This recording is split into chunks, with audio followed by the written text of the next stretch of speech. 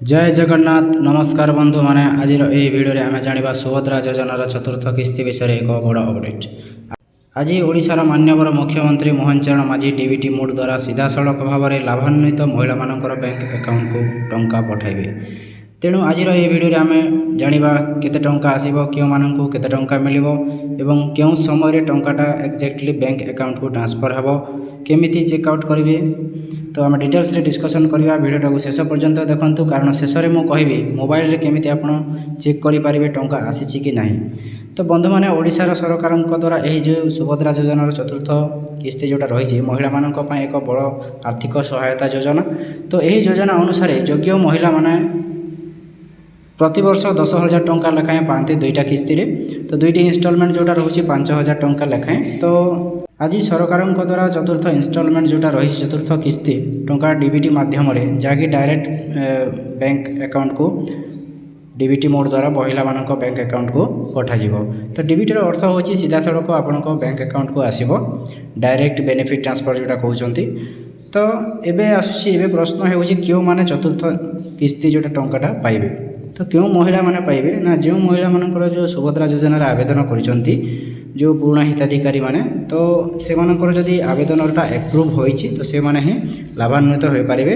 एवं बैंक खाताटा आधार लिंक अछि ना नहीं, आधार सहित लिंक अछि ना नहीं, मोबाइल नंबरटा लिंक अछि ना नहीं, से महिला माने ही योग्य हिताधिकारी हेबे।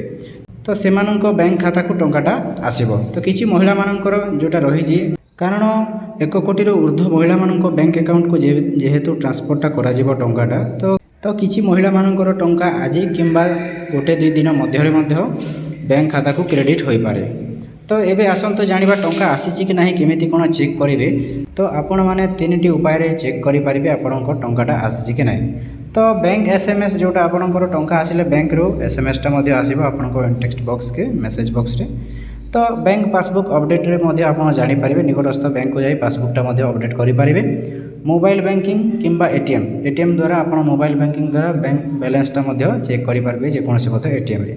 जदि आज टंका आसी न थाए तो तेबे 2-3 दिन अपेक्षा मध्ये करंतु, कारण डीबीटी प्रक्रिया रे समय मध्ये लागि पारे।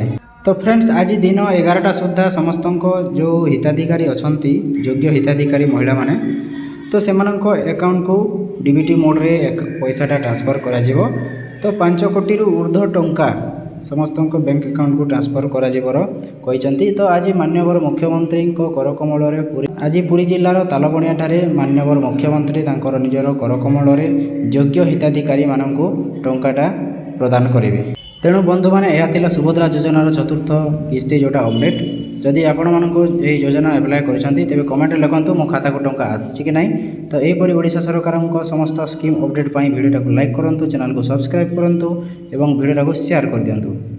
धन्यवाद। पुणी मिलवा एक नुआ अपडेट सहित।